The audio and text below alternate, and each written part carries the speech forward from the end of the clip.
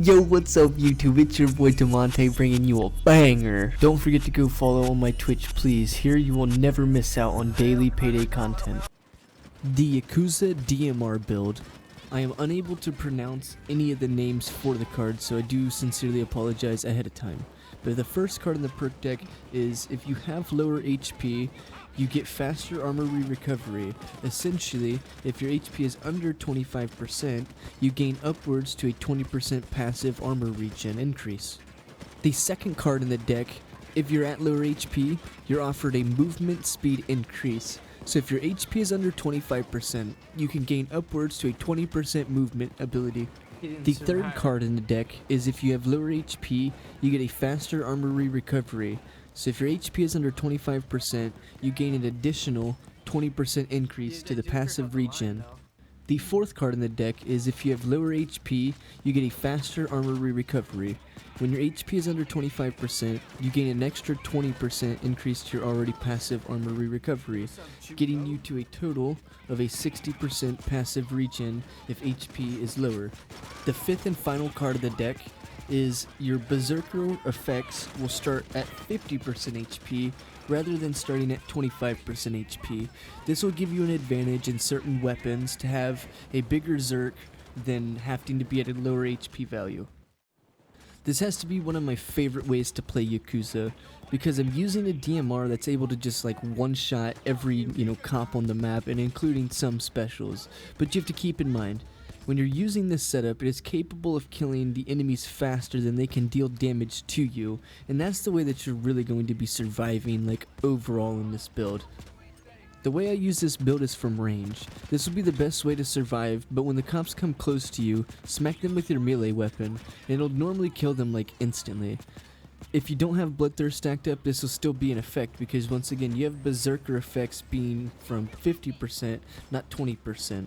So in that situation, you're actually getting a bigger damage from your Berserk for the melee, so each time you're essentially able to kill a 960 HP heavy unit.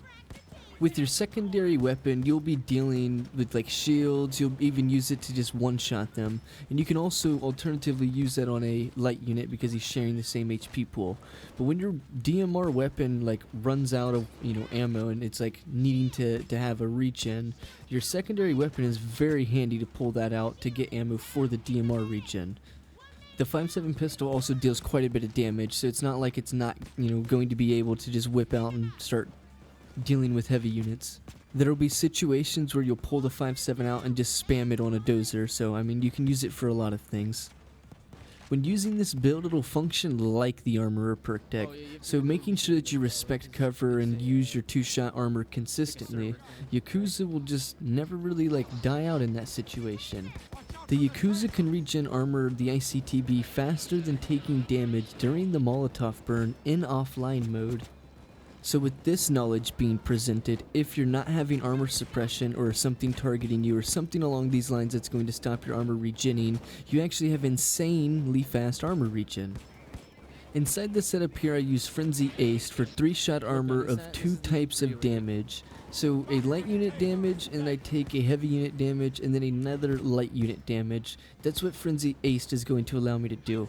Now an alternative, you could take a 225 shot, a light unit, and then it'll break your armor with a 225 shot, and that's the same concept. Now, if you're using Frenzy Basic on the other hand, you would not be able to manage this. You would only be able to manage 1 light unit, 1 heavy unit, and then the flip side would be 1 heavy unit, 1 light unit. You would not be able to manage a 3rd shot. Let's get into the skills that I chose for the build here. I went for stability and accuracy stack up for the most part, and I like to zoom in a little bit farther, so that's why I went for that skill aced.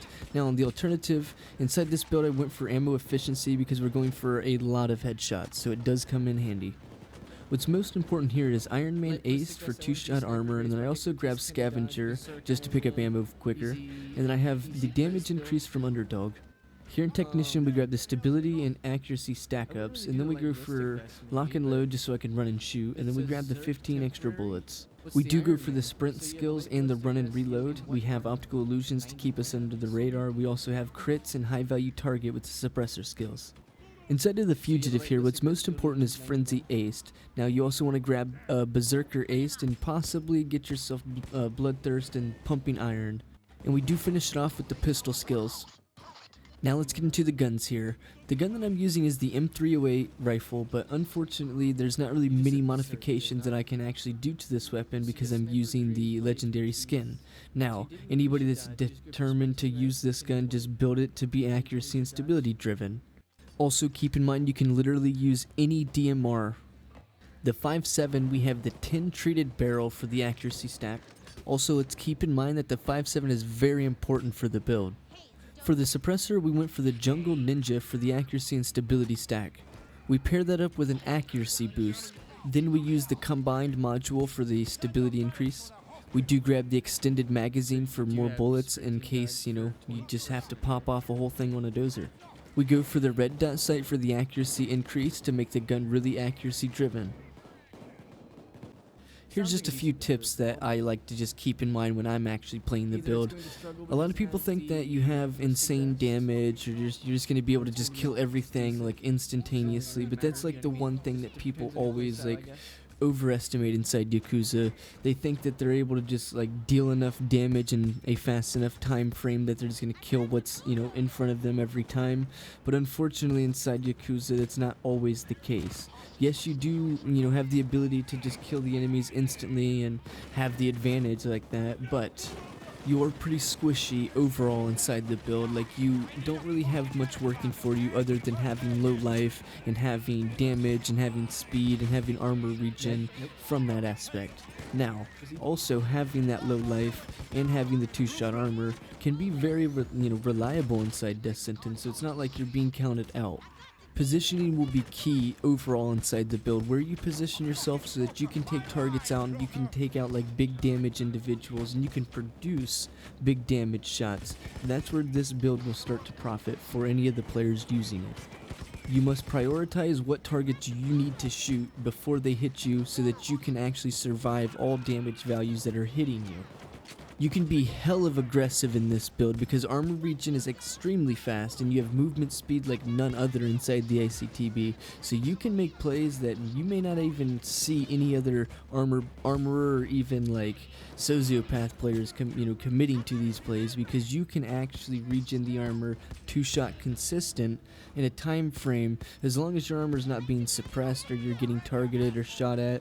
That's the only time frames that it's only going to make a difference that you need the armor gate or you'll need the 2 seconds. If you just relocate, Yakuza will definitely profit.